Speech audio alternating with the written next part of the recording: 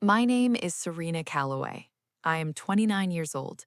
5 days before my wedding, I found out that my own mother had personally called every single one of my wedding vendors, my florist, my caterer, my photographer, my venue coordinator, and told each of them that the event had been canceled due to a family emergency. She used my name, she had my booking confirmation numbers, she even mimicked the way I talk on the phone, calm, polite, organized, so none of them questioned it for a single second. She did all of this from her living room in Hartwell, Georgia, in her reading glasses with a glass of sweet tea on the side table. But what she didn't know was that my coworker and closest friend, Dominique, had been quietly watching her for 4 months.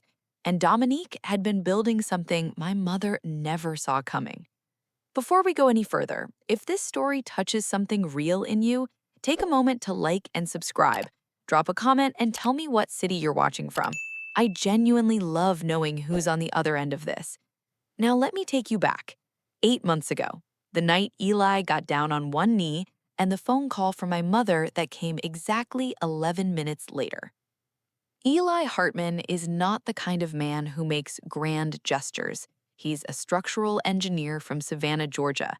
Quiet, reliable, the kind of man who remembers what you said 3 weeks ago and acts on it without being asked.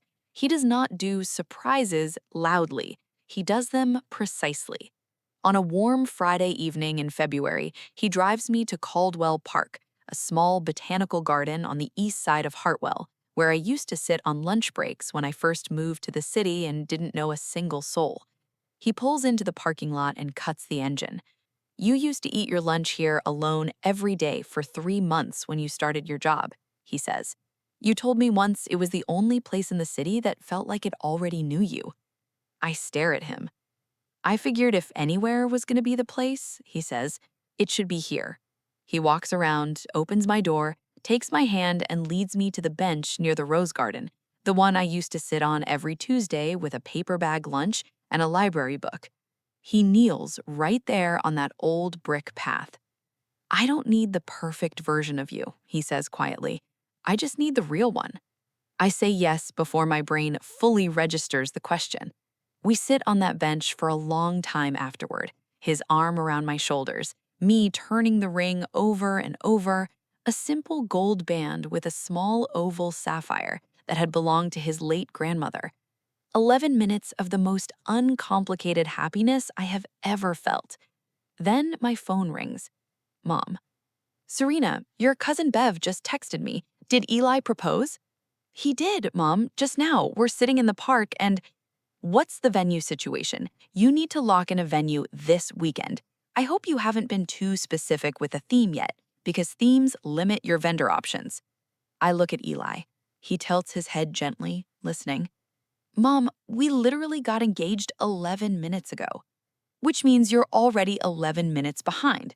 Let me start making calls tomorrow. You know how you get overwhelmed with the details. I want to say, I am a senior logistics coordinator at a regional healthcare network. I manage multi-department project timelines for a living.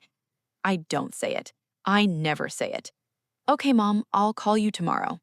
She exhales, satisfied, like something had been settled. Eli watches me set the phone down. He doesn't say anything. He just takes my hand again and looks at the rose garden. That phone call was the first crack in the foundation of something my mother had been quietly planning to collapse for a very long time.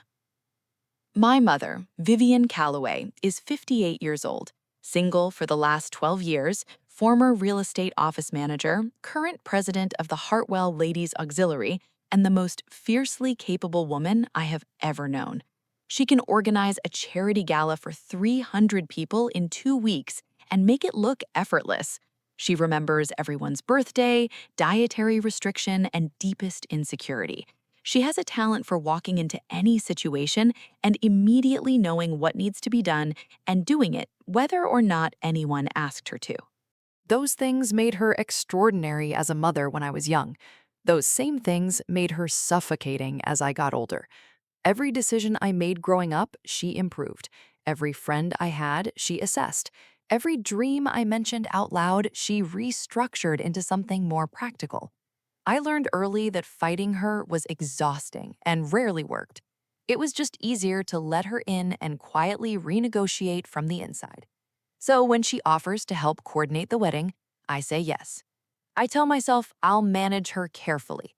I'll stay in charge. I'll redirect when things go too far. By the second month, things have already gone too far. She books a catering company that specializes in formal plated dinners without consulting me. I had wanted a Southern comfort spread, fried chicken, sweet potato casserole, peach cobbler, the kind of food that makes people loosen their ties and stay till midnight. People will think it's a church potluck, she says. I wanted sunflowers and wildflowers, loose, warm, the way a garden looks when it's actually alive. She orders white roses and eucalyptus from a florist she uses for corporate events. Clean, structured, impersonal.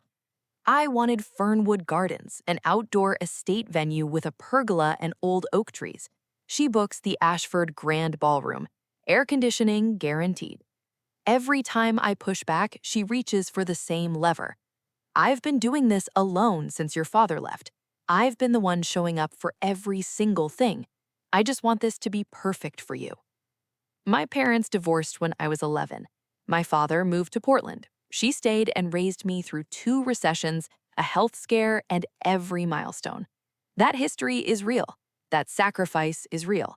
But she uses it like a skeleton key, and every door in my life swings open on that key, whether I want it to or not.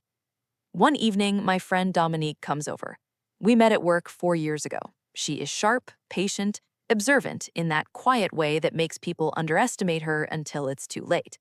She sits at my kitchen table while my mother rearranges my entire centerpiece mood board, replacing every sample I'd set out with alternatives from her own tote bag, explaining calmly why each of my choices was wrong. Dominique watches the whole thing without a word. But when she's leaving, shoes in hand at the front door, she grabs my wrist. I need you to let me do something, she says. Don't ask me what yet.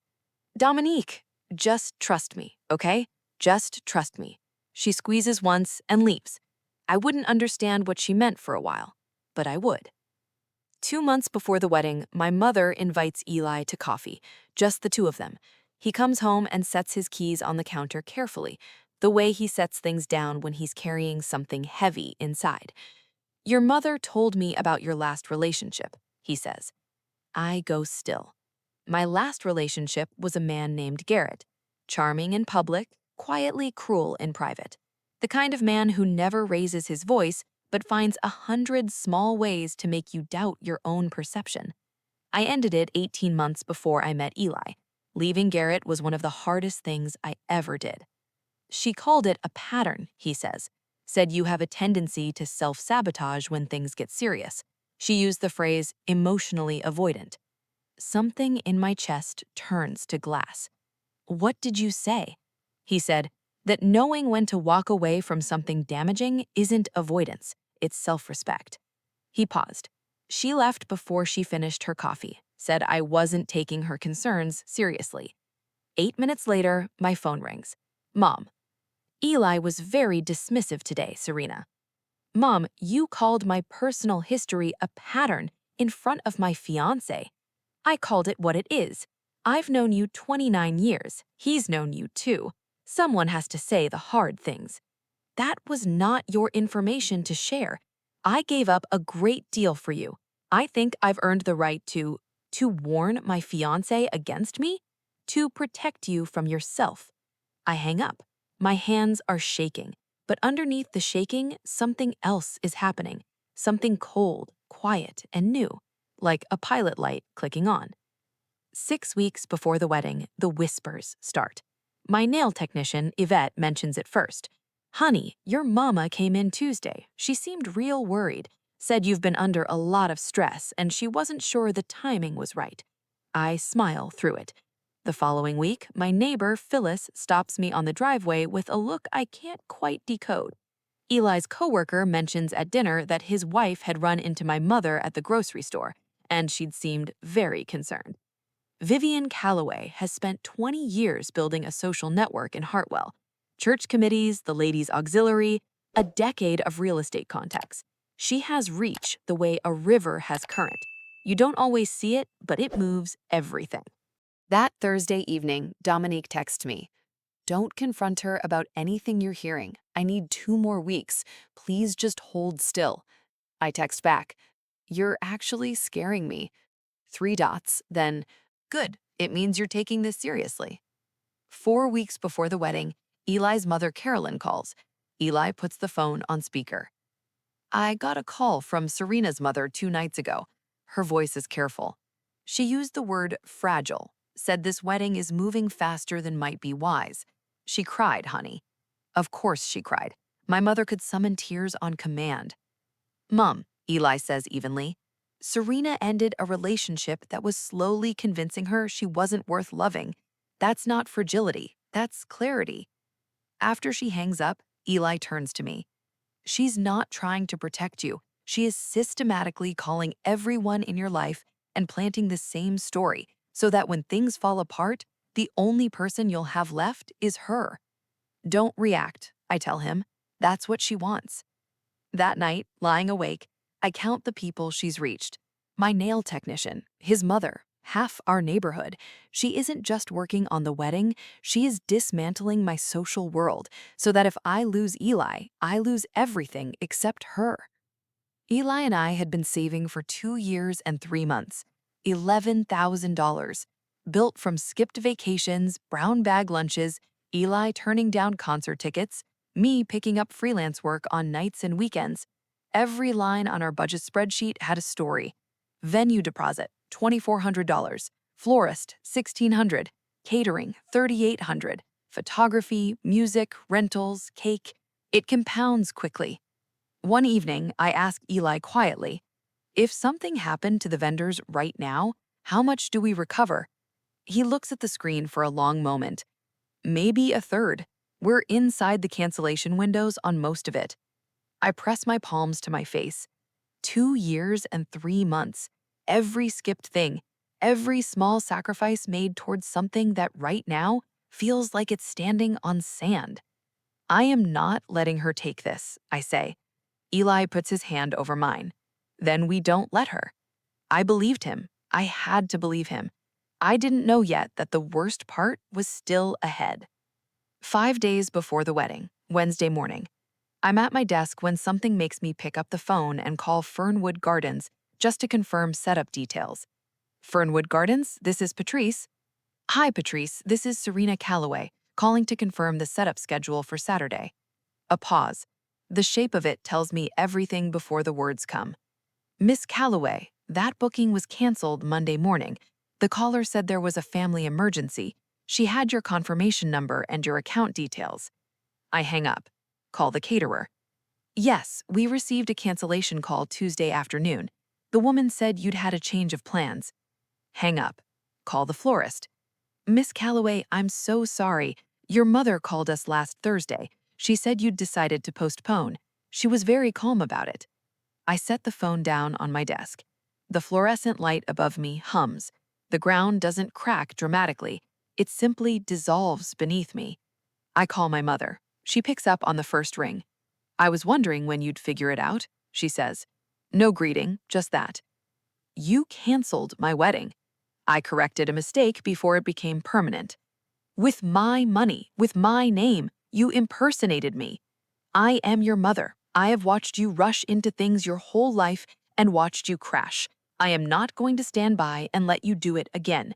In 5 years, Serena, you will thank me. Something moves in me. Not hot anger, I'm past that.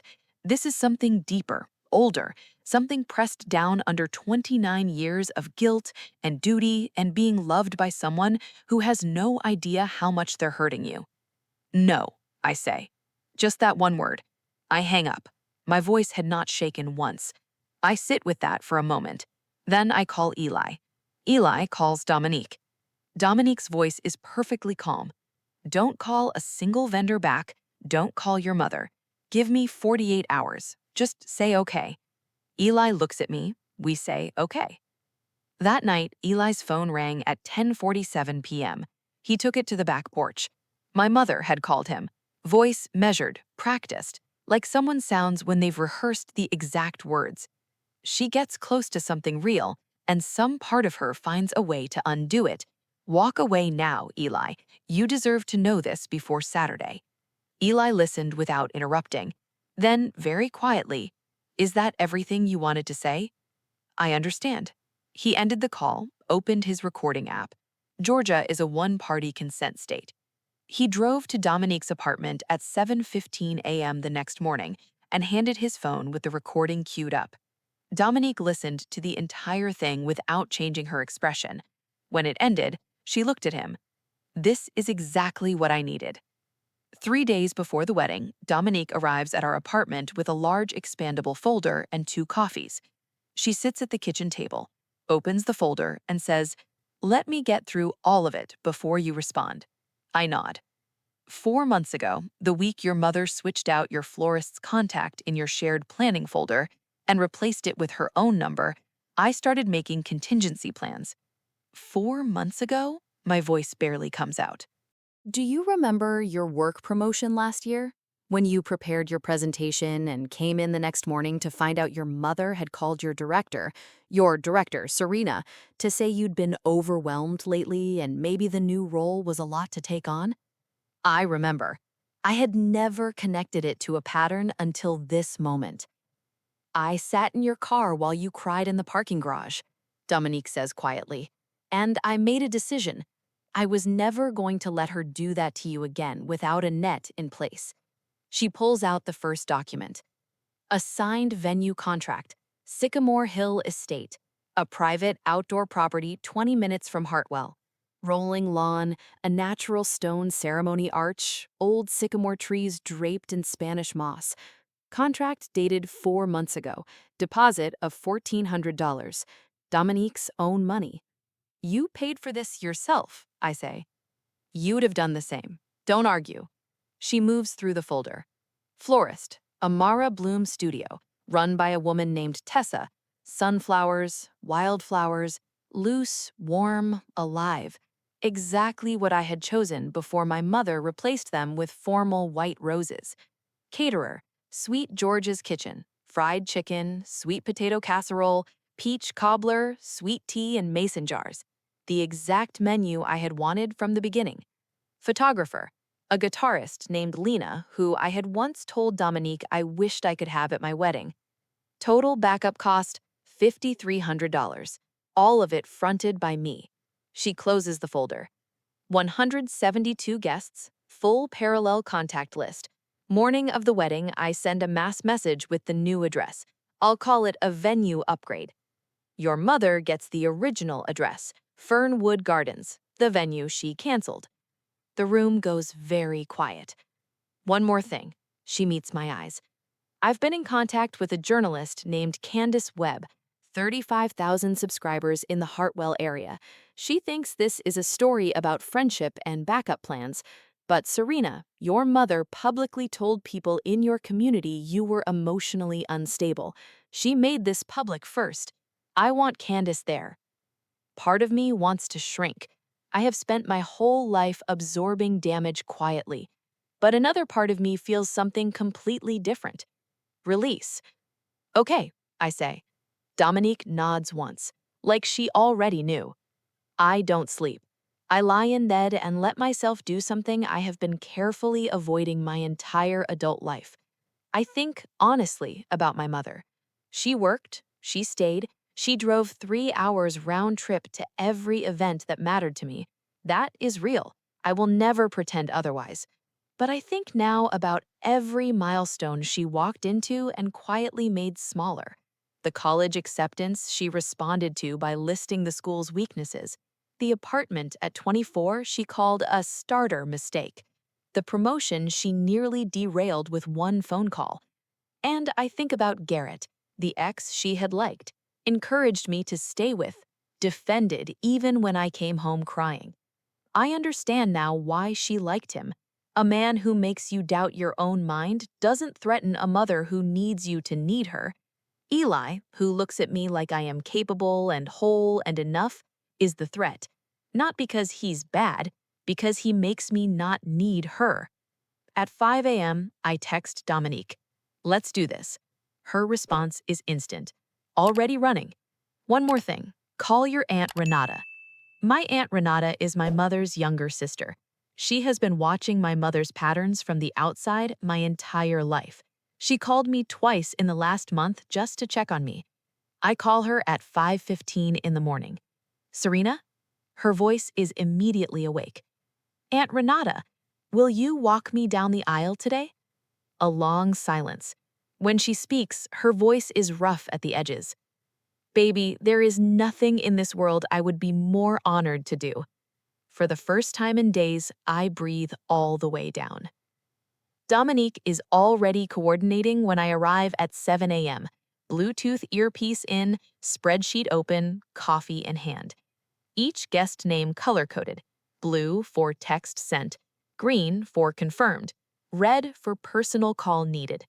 By 10:30, 167 out of 172 guests had confirmed the new location. One name is not on the contact list at all. Vivian Calloway has not been texted, called, or told a single word about any location change. As far as she knows, the wedding is at Fernwood Gardens, the venue she canceled. At noon, I put on my dress, found 4 months ago at a vintage shop in Decatur. Ivory, tea-length, simple lace overlay, $75. My mother had seen a photo and said it read more like a garden party than a wedding. I put it on now and look in the mirror. It is exactly right. Aunt Renata arrives in a deep burgundy wrap dress. She takes one look at me and puts her hand over her mouth. Your grandmother would have cried, she says. Dominique appears in the doorway with her clipboard. Ready? I smooth my dress. I've been ready for this my entire life. Sycamore Hill. The property sits at the end of a winding gravel lane lined with cedar trees. A white wooden gate stands open. Beyond it, a wide stretch of lawn with a natural stone arch draped in greenery. Sycamore trees with Spanish moss swaying in the warm October breeze. Along the aisle, sunflowers, wildflowers, loose arrangements that look like something growing rather than something arranged. The food tables are set up along the left side. The smell reaches you before anything else. Fried chicken, peach cobbler, sweet tea cooling in big glass dispensers. Exactly what a celebration should smell like. Almost every guest slows at the gate, not from confusion, but from something closer to wonder. Carolyn Hartman finds me near the ceremony arch before things begin. She takes both my hands. I owe you an apology, she says. I let someone put doubt in my head when my own son's eyes should have been enough. That was my mistake. You didn't know what you were being told was a construction. I should have trusted my son. She squeezes my hands. You have been family for a long time, Serena. I just didn't say it soon enough. At 3 p.m., the light goes golden. Aunt Renata takes my arm at the entrance to the aisle. Slow, she murmurs. Let every single person here see you. Lena begins to play guitar, a piece Eli and I had heard at a restaurant in Savannah on our second date and had both gone quiet listening to. I step forward. 167 faces turn. Eli is at the end of the aisle. His eyes are bright and red, and he has made absolutely no effort to hide it, because Eli Hartman has never once hidden what he feels about me. Aunt Renata delivers me to him. She holds his hand for a moment. She has spent a long time being made to feel like too much. You make her feel like exactly enough. Don't ever stop. I won't. Not ever. Our friend Joel, Eli's college roommate, ordained for this, keeps the ceremony simple and honest. Eli goes first. I spent a long time thinking love was supposed to feel like hard work, like something you had to constantly prove. You showed me it can just feel like home, the truest, most ordinary version of home. I choose you, every version of you. I am not going anywhere. My turn. I don't use notes. I spent a long time believing that being loved meant being managed, that the people who loved me most knew better than I did what I needed, what I was worth. I have spent years being quietly convinced to be smaller. I am done with small. I choose you, not because I need you to complete me, but because I have finally figured out that I am already whole, and I want to spend the rest of my life being whole with you. The garden goes very still. The kind of still that only happens when something completely true has been said out loud. Joel pronounces us married. We kiss beneath the sycamore trees. 167 people rise to their feet. I learned the details afterward from Aunt Renata and from Candace's footage. My mother arrived at Fernwood Gardens at 2:50 p.m. Pale blue dress, heels, pearl necklace, hair done. She was not dressed like a worried mother. She was dressed like someone who had come to collect something. She took out her phone, called me, voicemail, called Dominique, voicemail, called Eli, voicemail, called Carolyn, voicemail. 6 calls, 7, 8, 9, 10. Not one answer. She had expected disaster. She had expected a frantic bride calling in tears, a shaken groom, a wedding dissolving exactly as she had arranged. She had expected to be needed in the wreckage. Instead, she was standing in an empty parking lot with no one picking up her calls. Eventually, a mutual acquaintance named Bernice picked up by accident. Vivian, they moved it to Sycamore Hill Estate on Cedar Lane. Didn't you get the message? My mother hung up without answering. 14 minutes later, her pale blue sedan came slowly up the gravel lane at Sycamore Hill. She heard the guitar, smelled the food, saw string lights beginning to glow as the afternoon deepened. She walked to the gate. A man stood there, calm, holding a tablet. His name was Devin, a friend of Dominique's, thoroughly prepared. "Good afternoon, ma'am. I need to check you against the guest list. I am the mother of the bride." Devin scrolled carefully, looked up. "I'm very sorry, ma'am. Your name isn't on the list." Through the gate, she could see the sunflowers, guests laughing, a woman in an ivory dress turning slow circles with a man who was looking at her like she was the only person in the world. Everything she had canceled was right there, alive, glowing, whole. And there was a gate between her and all of it, and her name nowhere on the list. She pushed forward. "That is my daughter. I carried her. I raised her." "Ma'am, I'm not able to allow entry to guests who aren't listed." Her voice rose. Guests near the gate turned. Dominique's venue change message had included one quiet sentence. "Due to the cancellation of our original vendors by a family member, we've moved to a new location." Everyone there knew exactly who that family member was. They looked at Vivian Calloway, not with sympathy, with recognition. Then my mother saw the camera. Candace had moved quietly to the gate with her equipment. Professional setup. The light was on. Something happened that I had never seen in my entire life. My mother, the woman who could cry on command, who had been performing one version of herself or another for as long as I could remember, went completely still. The performance didn't slip, it cracked open entirely. She looked into that lens the way someone looks when they've been caught mid-act, and the curtain has come down without warning. Then she turned around, walked back to her car, got in, drove away, did not look back once. Inside Sycamore Hill, Eli was spinning me slowly in the grass while Lena played, and the string lights came on gold in the falling October sun. I didn't know my mother had come. I didn't know she had left. Dominique watched the pale blue sedan disappear down the gravel road. She picked up her sweet tea, took a long sip, and walked back to the dance floor. No triumph, no announcement, just peace. She told me later, "She came, she left. You didn't miss a single thing that mattered." The rest of the evening was the kind of ordinary I had been starving for. Paper plates piled with fried chicken and sweet potato casserole, peach cobbler and little ramekins, sweet tea refilled without asking, Eli's 7-year-old nephew Cody, shoeless in the grass, absolutely convinced there was a frog near the stone arch and determined to find it before dark.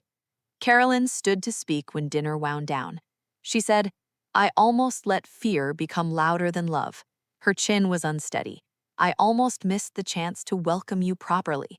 She raised her glass. Serena, you have been my son's person since the moment I saw the way he listened when you talked. Welcome home. Aunt Renata stood next. Your father should be here, she said. He's not, so I'll say what someone who loves you completely would say. She paused. Serena, you spent a long time thinking love was something you had to be small enough to deserve. You don't. You never did. The fact that you're standing here in that dress with this man surrounded by these people, that is not luck. That is courage. She sat down fast before the tears caught up with her. I looked around. Sunflowers, string lights, Spanish moss swaying, 167 people eating good food and laughing and not performing for anyone. For the first time in my life, a celebration belonged entirely to me. Dominique caught my eye from across the lawn. She raised her mason jar. I raised mine. We didn't say a word. We didn't need to. That night, Eli and I sat on the front steps of our apartment, shoes off, his jacket on my shoulders. There's something you need to hear, he said. He opened the audio file. 10:47 p.m., 6 days ago, my mother's voice filled the quiet night air. She gets close to something real, and she finds a way to undo it. Walk away now, Eli. You will save both of you. I listened to every word. The crickets came back when it ended. I want to give this to Candace, I said. Are you sure? My mother called me unstable to her network. She told Carolyn I was fragile. She posted on social media about my patterns. She made this public first. I'm not doing this to punish her. I'm doing this so she can never rewrite what happened. Then we tell it, he said. The next morning, I wrote a letter. 3 drafts. The third was honest. Mom, I love you. I need you to know that before anything else. You canceled my wedding. You called my fiancé and told him I was broken. You called his mother and used the word fragile. You told people in our community I had patterns that made me unfit for commitment. You did this because you are afraid that if I become fully myself, you will lose me. But fear doesn't give you ownership of me. Real love doesn't require me to stay small. It doesn't need a gate to keep me close. I am not running from you. I am holding a boundary. When you are ready to talk, not with tears as leverage, not with guilt as a weapon, I will be here. The door is open, but I am the one holding the key now. I love you. Serena. I sealed it, drove to Aunt Renata's house, and handed it to her. She read it standing in her kitchen doorway. When she finished, she looked at me for a long time. That is the most honest thing I have ever read. She folded it carefully. I'll take it to her today. I didn't ask what happened when my mother read it. I wasn't ready to know. And for the first time in my life, that was completely okay. 1 week after the wedding, Candace published her piece. She kept it factual. She noted that all original vendors had been canceled by a family member 6 days before the ceremony.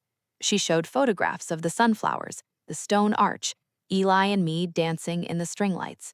She interviewed Dominique, who said simply, "When someone you love is being quietly taken apart, you don't wait to be asked. You just build the net before they fall." In a larger city, it might have drifted past, but Hartwell has the social density of a small town, and my mother had been a visible figure in it for over 2 decades. Within 4 days, screenshots of her social media post about concerning patterns and marrying against better judgment spread through community groups before she could delete them. The Ladies' Auxiliary Board sent a quiet email suggesting she take a leave of absence. Her church friend Connie called. "Vivian, I have known you for 18 years. What I'm reading concerns me deeply." My mother hung up. The coffee invitations slowed. The committee calls stopped. The social capital she had spent 2 decades building, devoted mother, strong woman, community anchor, began shifting in a way no reputation management could quickly reverse. Aunt Renata called me 3 weeks later. "She's struggling. She keeps saying you and Dominique turned everyone against her." Nobody turned anyone, I said. She built this. A pause. I drove by her house last night. Through the window, she had all her old photo albums out. Your baby pictures, your graduation. I hope she gets help, I said. And I meant it. Not as performance, because I know what it looks like when someone has been drowning in their own story for so long they can no longer see the water. Tell her, I said slowly, that if she commits to seeing a therapist consistently, I will go to one joint session with her. Just one. That's all I can offer right now. Aunt Renata was quiet. That's a door, she said. Barely open, I said, but it's there. The financial piece sorted itself out more cleanly than I expected. We returned to the original vendors with documentation, the emails where my mother had used my name, the cancellation confirmations traced to her number. The florist issued a full refund, $1,600 back. The catering company returned the deposit, $3,700. Fernwood Gardens offered a full credit toward a future event. Eli immediately said, "First anniversary." I said, "Done." We repaid Dominique within 6 weeks. She argued. It was a gift, Serena. It was love, I said, and we honor love by respecting it. She called me impossible. I took it as a compliment. Something unexpected came from the wedding itself. Candace's piece included photographs of a handmade wooden keepsake box Eli had secretly built as a wedding gift, 3 months in the evenings in our storage room while telling me it was a shelf repair project. The box was intricate, hand-carved, inlaid, the kind of craftsmanship that stops people mid-scroll. 5 days after the piece ran, Eli started receiving messages.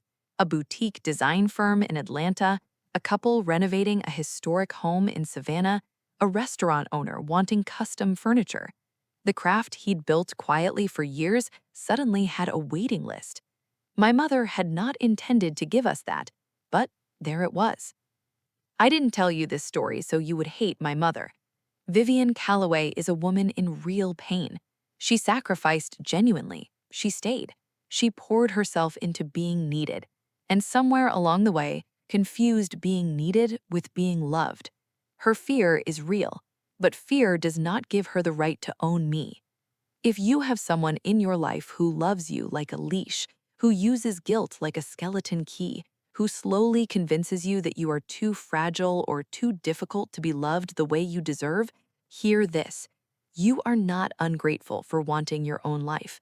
You are not selfish for holding a boundary. You are not a bad person for refusing to make yourself smaller so someone else can feel larger. Boundaries are not rejection. They are the only way love can be real. I was lucky. I had Dominique. I had Eli. I had Aunt Renata and Carolyn and 167 people who drove to a new address based on a single text that said, "Trust me."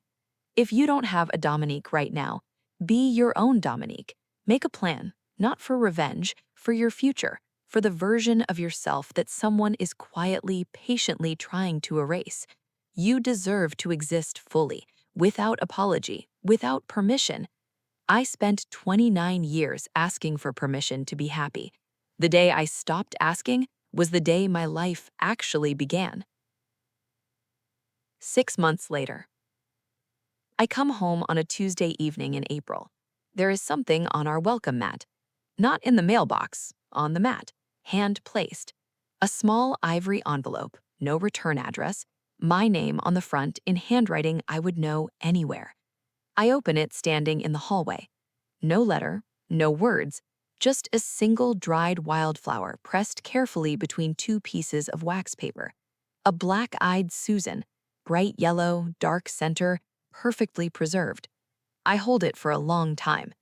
My mother had replaced my wildflowers with formal white roses because appearances matter, because the wild things need to be tamed, and somewhere between that day and this one, she had found a wildflower, pressed it carefully, driven to my apartment, and left it on my mat without knocking. I don't know exactly what it means. I don't know if it's an apology or a beginning, or just a woman reaching slowly toward something she doesn't yet have words for. Maybe she doesn't need words yet. Maybe this is how it starts, not with a speech or a grand gesture, just a single pressed flower left on a mat by someone who is learning, slowly and painfully, that love doesn't require a leash. I carry it inside and set it on the shelf next to our wedding photo, Eli and me under the sycamore trees at Sycamore Hill Estate.